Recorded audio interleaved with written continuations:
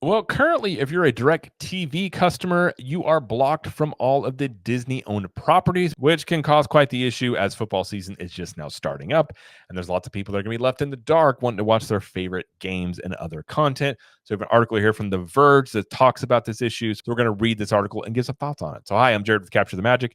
And again, from The Verge here, the article says Disney blocks ESPN, ABC, and other channels for millions of Directv subscribers. A carriage dispute between the companies has blocked DirecTV from broadcasting all Disney-owned channels just ahead of the upcoming NFL season. And also, I would mention college football as well. It says Disney-owned channels, including ABC and ESPN, were pulled from DirecTV's lineup on Sunday after talks to reach a new distribution deal between the companies collapsed. The blackout started midway through ESPN's broadcast of the U.S. Open tournament, tennis tournament, and just ahead of the NFL season opener this coming weekend. DirecTV and Disney are both blaming each other for causing the blackout. The only thing for certain is that DirecTV's roughly 11 million subscribers are the ones suffering. DirecTV says it's being prevented from offering more flexible packages that can more closely cater to consumer interest, and that Disney is herding consumers away from network TV by shifting content to Disney-owned streaming services like Hulu and Disney Plus. Disney is also accused of including a last-minute demand to waive all claims that its behavior is anti-competitive, according to DirecTV. The Walt Disney Company is once again refusing any accountability to consumers, distribution partners, and now the American judicial system, Rob Thune, Chief Content Officer at DirecTV, said. Disney is in the business of creating alternate realities, but this is the real world where we believe you earn your way and you must answer for your own actions. They want to continue to chase maximum profits and dominate control of at the expense of consumers. Well, that much is true, making it harder for them to select the shows and sports they want at a reasonable price. Disney, meanwhile, says its channels are worth a premium that DirecTV is refusing to pay. While we're open to offering DirecTV flexibility in terms which we've extended to others, we will not enter into an agreement that undervalues our portfolio of television channels and programs. We invest significantly to deliver the number one brands in entertainment, news, and sports because that's what our viewers expect, blah, blah, blah. We urge DirecTV to do what's in the best interest of their consumers or their customers and finalize a deal that would immediately restore our programming. The deal that expired on Sunday was negotiated in 2019. These contracts are typically made to intentionally expire during periods of peak viewership as an incentive for both parties to renegotiate. Nevertheless, carriage disputes are fairly common. Disney pulled a similar move on the same day last year when it blocked its channels for Charter Spectrum subscribers in the middle of the U.S. Open. That blackout lasted for 12 days before a new deal was reached.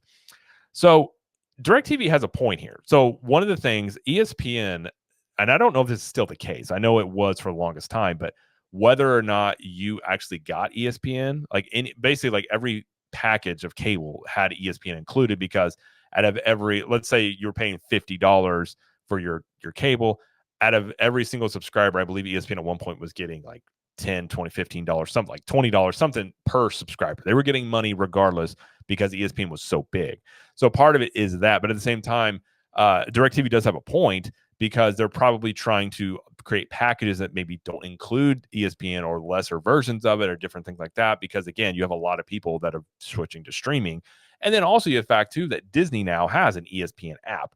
They have a Hulu, they have all these other things, and they're actively pushing people to those apps. So DirecTV is sitting there basically saying that Disney is not being a fair player in this because they're trying to charge a maximum price to DirecTV and other cable companies while it's so because they have a in-demand product, so that ideally they want DirecTV to be paying top dollar for access to the Disney properties. Meanwhile, Disney is actively pushing their own platforms, offering it at a lower cost to get people to go over there. So DirecTV has a point here, and that Disney is trying to play this game where they still want to be part of this cable world, and they want to charge a lot of money for it because they have historically gotten that. But at the same time, they're trying to get all their streaming stuff to really grow. So they're being caught and pushing one, this way by also having their hand in the cookie jar here. So I see DirecTV's point. The problem with this is, again, during football season, and given ESPN when it comes to college football and pro football, it TV in a hard spot here because if they don't get this resolved, they will lose customers likely because people like to watch their football and they like to watch their sports. So I would say this probably gets resolved here in a few days. I believe with the Spectrum deal, there was something that where Disney gave Spectrum customers access to the Disney like streaming services, because Spectrum had the same argument that DirecTV has here. We could see a similar deal here with DirecTV, to where DirecTV customers get access to Disney Plus, Hulu, all these other things, and then Disney at the same time can then boast up higher streaming customer for Disney Plus, Hulu, and all this. They can claim higher numbers of subscribers, whether or not those subscribers are paying or they're free.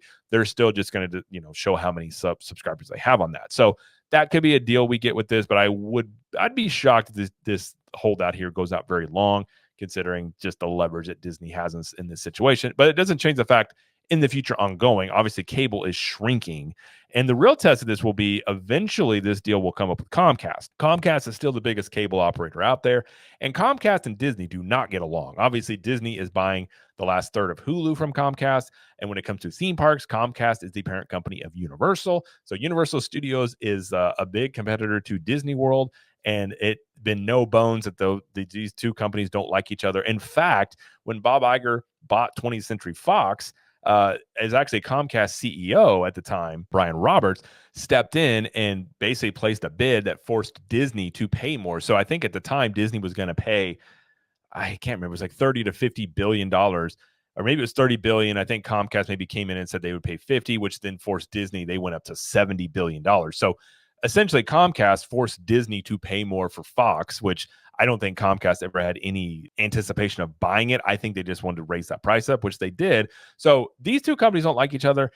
Comcast has a lot of leverage, as Disney does, obviously, when it comes to sports and things like that. But cable is shrinking. Comcast has recognized that. Disney knows this. So I think the one with Comcast could be next year, in the few coming years. That'll be an interesting one to play out, because I imagine we could see the same scenario where Disney is going to basically block out Comcast customers. We'll have to wait and see how that one shakes out, because that one could be pretty contentious. But as of right now, I think DirecTV, they'll strike some deal. I'm not going to be surprised if it's very similar to the Spectrum deal, and DirecTV customers get Disney Plus and all those things like that. But as of right now, if you are a DirecTV customer, you are unable to watch the Disney stuff right now. So I suppose Disney just wants you to go sign up on Disney Plus and their stuff to solve that problem, which could be a ploy of theirs as well when talking about this. But that's going to be it for this video. If you like this video, please like it and subscribe to the channel, as we do lots of coverage here of pop culture and theme parks. And let us know in the comments, what do you think about this? And do you think this issue gets resolved to DirecTV rather soon, or do you think this lingers on for a while? And until next time, we will see you later.